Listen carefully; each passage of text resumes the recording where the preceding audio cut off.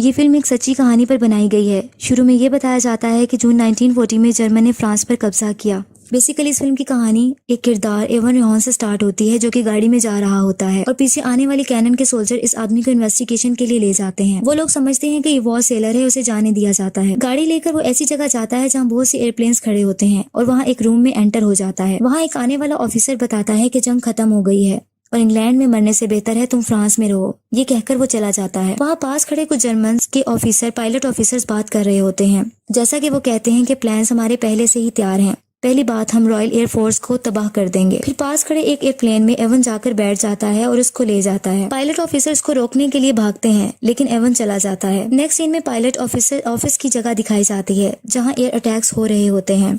इस तरह ये स्क्वाड्रन 3 और 3 के पॉलिश पायलट्स होते हैं जो कि रॉयल एयरफोर्स को ज्वाइन करते हैं और इस तरह फॉरेन स्काइज के लिए जंग लड़ रहे होते हैं। एवन के पहुंचने पर इसके साथी इसको बताते हैं कि हमने जंग को जारी रखा जब तक तुम वहां रहे।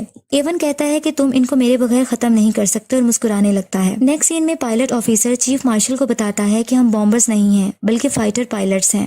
हमने बहुत से जर्मन को पोलैंड में शॉट डाउन किया है और ये स्किल आपकी रॉयल एयरफोर्स का तजर्बा है। इस पर मार्शल इसको थोड़ी इंस्ट्रक्शन करता है, जिस पर वो यस सर कहकर चला जाता है। इसी तरह नेक्स्ट सीन में दिखाया जाता है कि एक राफ्ट टीम का पायलट एयरक्राफ्ट में बैठा होता है और एक लेडी की पिक को देख रहा होता है और फिर फ्लाइट लेता है। अपने फ्लाइट के साथ वो मुसलसल इंस्ट्रक्शनल पॉइंट ऑफ व्यू से कांटेक्ट में रहता है। एयरक्राफ्ट से मुसलसल फायरिंग की जाती है और वो अपने ऑपोजिट एयरक्राफ्ट को बहादुरी से गिरा देता है। अब एक ऑफिस दिखाया जाता है जहाँ 2 ऑफिसर्स बैठे होते हैं, जिनमें से एक का नाम मिलो होता है। जब वो बाहर आते हैं तो वो देखते हैं कि इवन अपनी राफ्ट टीम को लेकर वहां पहुंच चुका होता है। थोड़ी देर में ट्रेनर वहां जाकर उनको पे अटेंशन कहता है और बहादुर पॉलिश पायलट्स भी कहता है और कहता है कि तुम्हें राफ्ट में वेलकम कहा जाता है। अब ये मेरी ड्यूटी है कि मैं तुम सबको टीच करूं। उसके बाद पॉलिश पायलट्स को लैंग्वेज पढ़ाई जाती है, जो कि इनको लैंग्वेज बैरियर्स होते हैं और इसके बाद इनकी कुछ चेकअप भी किए जाते हैं, जो कि आई साइट टेस्ट किए जाते हैं। थोड़ी देर में इन सबको एयरक्राफ्ट की तरफ ले जाते हैं और एवन बताता है कि एयरक्राफ्ट को जमीन से उतारने से पहले इसके व्हील्स को खोल देना। फिर एवन मार्शल बताता है कि एक चीज जो हम जानते हैं वो ये है कि उड़ना कैसे है। मिलो गिब्सन जो कि कमांडिंग ऑफिसर होता है, वो मुसलसल इनसे बात कर रहा होता है। फिर पॉलिश पायलट्स उसको कहते हैं कि ये वो लोग हैं, यानी जर्मन वो लोग हैं जो हमारे लोगों को मार रहे हैं और हम कुछ नहीं कर रहे हैं। और वो आवाज लगाता है जैसे कि मेरी बीवी और एक छोटी लड़की। मिलो इनकी बातें सुनकर बहुत गुस्से में आ जाता है और कहता है कि मैं जानता हूँ कि तुम अच्छे तरीके से फ्लाइट ले सकते हो, लेकिन तुम्हारे अंदर दूसरे एट्रीब्यूट्स भी अहम हैं जो कि लाजमी होने चाहिए, जैसे कि यूनिटी और डिसिप्लिन। सिर्फ इन्हीं तरीकों से एक जेंटलमैन हम जीत सकते हैं। ये कहकर मिलो ऑफिस में चला जाता है और अंदर जाने के बाद अपने बड़े ऑफिसर को बताता है कि इनके कुछ इश्यूज आ रहे हैं, जैसे कि एरोगेंस, इररिस्पॉन्सिबिलिटी, डिसिप्लिन इश्यूज आ रहे हैं। इस पर वो ऑफिसर कहता है कि तुम कमांडर हो, जिसको तुम्हें मैंने हर रिस्पॉन्सिबिलिटी दे दी है, इसलिए तमाम ऑपरेशन में तुम पर छोड़ रहा हूँ और मैं तुम पर रिलाई करता हूँ और तुम रिस्पॉन्सिबल होगे। मिलो बाहर आता है और वो आकर इवन से पूछता है कि कोई प्रॉब्लम तो नहीं है। उस पर इवन बताता है कि वही मसले हैं, जैसे स्पीड और वर्किंग इन रिवर्स। वो सब देखते हैं कि एयरक्राफ्ट बुरे तरीके से लैंड होता है और वो भागते हुए एयरक्राफ्ट की तरफ जाते हैं। वो देखते हैं कि एयरक्राफ्ट मिट्टी से भर जाता है, जबकि इसमें से निकलने वाला पायलट कहता है कि ये सब व्हील्स की वजह से हुआ। एक्चुअली यहाँ ये दिखता है कि ये सब एयर वार जर्मन्स के अगेंस्ट प्रैक्टिस कर रहे होते हैं, जो कि इन्होंने वहाँ वार करनी होती है। जबकि दूसरी तरफ जर्मन्स को दिखाया जाता है जो कि पायलट ऑफिसर्स होते हैं और वो ये कहते हैं कि रॉयल एयरफोर्स की लास्ट 2 वीक से अपनी ताकत खो रही है और हम इस एयरफील्ड्स में उतर रहे हैं जहाँ अभी हम बॉम्ब गिरा रहे हैं और वो अपने आप को विक्टर्स कहते हैं। इस तरह वो हवा में उड़ने वाले एयरक्राफ्ट्स को देखते रहते हैं। जबकि दूसरी तरफ दिखाया जाता है कि मिलो अपने पॉलिश पायलट्स को इंस्ट्रक्शंस दे रहा होता है और इसी तरह जो लेडीज पायलट्स हैं वो लोकेशन को आइडेंटिफाई कर रही होती हैं। हवा में एयरक्राफ्ट्स के थ्रू जर्मन से जंग होती है। मिलो गिब्सन जल्दी से बैक होम की कमांड करता है, ये कहकर के ये एक ऑर्डर है। जर्मन के कुछ जहाजों को गिरा दिया जाता है। अब पॉलिश फाइटर्स लैंड करते हैं और देखते हैं कुछ पायलट्स की डेथ हो गई है, जो कि जर्मन्स होते हैं। इवन जब लैंड करता है तो वो एक कपड़ा लेकर उन जर्मन्स की डेड बॉडीज पर डाल देता है, ये कहकर के ये हम भी हो सकते थे। लेकिन दूसरा पायलट कहता है कि ये भी तुम्हारे साथ ऐसा ही करेंगे जैसा तुम इनके साथ अच्छा कर रहे हो। इस पर वो आइवन को कहता है कि तुम हाफ स्विस हो, जिसकी वजह से तुम्हारे अंदर जर्मन्स के लिए हमदर्दी है। और इस तरह वो ये कहता है कि हम यहाँ जर्मन्स को मारने आए हैं, ना कि इनके लिए दुआ करने। ये कहकर वो चला जाता है। अब मिलो एक दोबारा मीटिंग अरेंज करता है और सबको बताता है कि हम अपनी दुश्मन को शूट करने जा रहे हैं और तुम सबको स्ट्रिक्टली सब चीजों को फॉलो करना है। इस पर बड़ा ऑफिसर एक मैसेज पढ़कर सुनाता है और वो कहता है कंग्रेचुलेशंस 303 स्क्वाड्रंस। फिर इनको कहता है कि तुम्हें कल से मुकम्मल तौर पर ऑपरेशन के लिए तैयार रहना है। इवन कहता है कि हम कल से ऑपरेशन पर होंगे। इस पर सब खुशी से एक दूसरे को गले मिलते हैं। अब ट्रेनिंग के लिए सब चले जाते हैं और तमाम अपना यूनिफॉर्म भी पहन लेते हैं।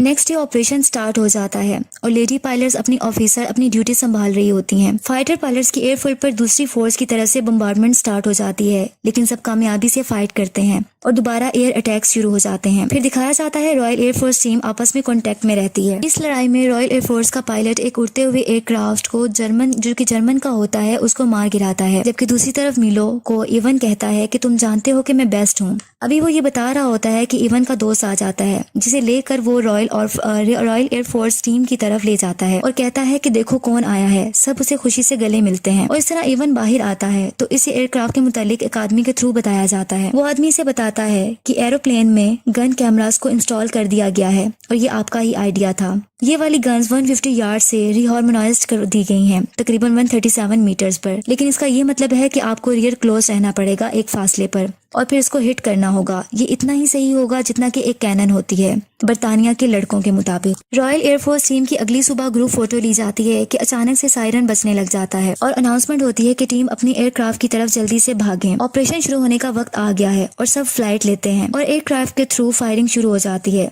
जबकि लेडी पायलट्स दोबारा अपनी पोजीशन एरियाज को लोकेशन को आइडेंटिफाई करने के लिए बैठ जाती हैं। कुछ जहाजों को तबाह कर दिया जाता है। फिर एक साइन जाहिर होता है रिफ्यूलिंग और लैंडेड। जहाजों को रिफ्यूल किया जाता है और फिर से फ्लाइट होती है। रॉयल एयरफोर्स टीम के एक टीम मेंबर के एयरक्राफ्ट से बम्बार्डमेंट और फायरिंग होना बंद हो जाती है। इस पर ऑपोजिशन जर्मन्स की टीम से फायरिंग होती है और वो जख्मी हो जाता है और इसका खून बहने लगता है। इसका एरोप्लेन भी क्रैश हो जाता है और वो पानी में जा गिरता है, जहाँ इसको एक छोटी सी विक्टिम बच्ची इमेजिन होती है जो कि हंस रही होती है। आखिरकार वो पानी में डूब जाता है। रॉयल एयरफोर्स टीम अब खामोश उदास होती है क्योंकि इनका साथी मर चुका होता है। मिलो एक किताब रुडिमेंट्री पॉलिश पढ़ रहा होता है। अब दोबारा से एयर वॉर को दिखाया जाता है। एयरफोर्स टीम हवा में एक सुकून से फ्लाइट में होते हैं कि अचानक एक प्लेन पर अटैक हो जाता है और सब बहुत अलर्ट हो जाते हैं। एवन के एयरक्राफ्ट पर आग लग जाती है, लेकिन वो सक्सेसफुली एयर बैलून की हेल्प से नीचे उतर आता है, जबकि दूसरा टीम मेंबर उसके जिस्म पर आग लग जाती है और वो जख्मी हो जाता है। नेक्स्ट सीन में पायलट पॉलिश फाइटर्स की पार्टी दिखाई जाती है, जहां चीफ मार्शल सबसे एड्रेस करता है और कहता है कि मैं इस इवनिंग के होस्टेस से आपको इंट्रोड्यूस करवाना चाहता हूँ। वो एक लेडी को बुलाता है जो कि आकर सबसे बात करती है और वो ये कहती है कि इवनिंग पायलट्स ब्रेव सोल्जर्स के लिए है, जो कि पायलट ऑफिसर्स के लिए है जिन्होंने इंग्लैंड के स्काइज में हमारे लिए लड़ाई लड़ी। उसके बाद एवन गुस्से में आ जाता है और बोलता है कि तुम हमारे ही शहरों में बॉम्ब गिरा रहे हो और शूट कर रहे हो और हमारा ही शिकार कर रहे हो। हम यहाँ शैंपियन पी रहे हैं और अपने शहरों पर बॉम्ब गिरा रहे हैं। दे आर बुचरिंग अस, और हमें शूट किया जा रहा है और फांसी दिए जा रहे हैं। इसके बाद वो ऐसी बातें करता रहता है जबकि मिलो आके इसको चुप करवाता है। अब मिलो कुछ देर में इस रूम में आता है जहाँ जख्मी पायलट्स होते हैं। इनमें से एक का चेहरा भी जला हुआ होता है। वो इसे कहता है कि रिमार्केबल मैन हमेशा ग्रो करता है, तुम्हें इस पर फख्र करना चाहिए। जबकि दूसरी तरफ एक और पॉलिश पायलट को दिखाया जाता है जो कि कैंडल सिलाई बैठा होता है और वो बहुत ही सैड होते हैं क्योंकि उनके साथी मर गए होते हैं। इवन उसको आकर कहता है कि तुम यहाँ क्या कर रहे हो? तो फिर वो मैंने एयरक्राफ्ट में उन्हीं लोगों को देखना शुरू कर दिया था, वो तुम्हारी और मेरी तरह लोग थे। इस पर इवन कहता है कि इन प्लेन्स में लोग नहीं थे, लेकिन सिर्फ जर्मन्स थे, वो जर्मन्स जिन्होंने हमारे साथ बुरा किया था। मेरी बात सुनो, तुम्हें इन चीजों से गुजरना है। तुम अभी भी जिंदा हो, तुम सांस ले रहे हो एक जंग में, ये सबसे अहम चीज है। वो एक्चुअली इवन उसकी हौसला अफजाई उसको इनकरेज करता है। अब मिलो सब पायलट के साथ मीटिंग करता है और सब फ्लाइट ऑपरेशन पर चले जाते हैं। दूसरी एयर वॉर दोबारा शुरू हो जाती है और बहुत से जहाजों को तबाह कर दिया जाता है। अब एक रॉयल एयरफोर्स टीम के पायलट को कुछ मेमोरी जहन में आती है, जैसा कि एक बूढ़े आदमी को फायरिंग से मार दिया जाता है। अभी वो ये सोच रहा होता है कि इस पर फायरिंग हो जाती है। दूसरी तरफ एवन बहुत परेशान हो जाता है क्योंकि ये सब देख रहा होता है और गुस्से में आकर ऑपोजिशन जर्मन्स के जहाज को गिरा देता है। जर्मन्स के साथ फाइट मुसलसल होती रहती है। अब पॉलिश पायलट्स के दो बचे हुए एयरक्राफ्ट नजर आते हैं, जिसमें से एक का इंजन रुकने से वो क्रैश हो जाता है। अब सिर्फ एवन होता है। एवन पर फायरिंग शुरू हो जाती है। अब सिर्फ एवन बचता है जो कि ओनली सर्वाइवर होता है। पायलट लेडीज देखती हैं कि ऑपरेशन की क्या सिचुएशन है और इनकी आंखों में आंसू आ जाते हैं। अब एवन अपने एयरक्राफ्ट में जो कि जमीन पर गिरा होता है बहुत जख्मी हालत में जिंदा निकलता है और पास खड़े एक एयरक्राफ्ट की तरफ जाता है और देखता है कि इसके पार्टनर की डेथ हो गई है। वो शदीद गुस्से और गम में होता है। इस तरह स्क्वाड्रन लीडर बाकी फाइटर पायलट से कहता है ये बहुत एक्सेप्शनल वर्क था और बहुत ज्यादा हम फख्र महसूस करते हैं, लेकिन जो इन्होंने काम किया और जारी रखा ये अजीम शुक्रगुजारी के मुस्तहिक हैं। ये कहकर वो ऑफिसर्स चले जाते हैं। नेक्स्ट सीन में 1946 का टाइम दिखाया जाता है जो कि लंदन इंग्लैंड में दिखाया जाता है। इवन जहाज उड़ते हुए जहाज़ों को देख रहा होता है और ये भी दिखाया जाता है कि वो शायद 3 दिन में मुल्क छोड़कर शायद अमेरिका चला जाएगा। आखिर में ये बताया जाता है कि स्क्वाड्रन 303 बरतानिया में सबसे ज्यादा स्कोर्स करने वाले फाइटर थे और 145 पॉलिश पायलट्स जिन्होंने बरतानिया की जंग में हिस्सा लिया, इन्होंने 203 तैयारों को गिरा दिया और रॉयल एयरफोर्स को स्ट्रेंथ को कॉन्स्टिट्यूट किया।